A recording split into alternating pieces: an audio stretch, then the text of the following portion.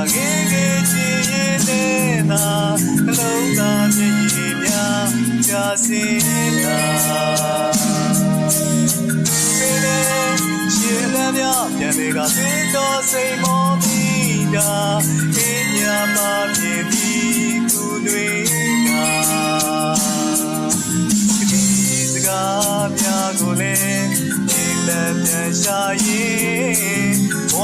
အသေးညာကိုလည်းမြင်သာစွာရှောင်လဲရင်ချစ်တိုင်းလည်းမညာစကားကိုသာဒီလိုရေရွပေးတာကိုယ်နှလုံးသားပဲအိမ်မှာချစ်များစွာတဲ့ချစ်များကိုသာတွေ့ပိုင်ဒီဒုက္ခ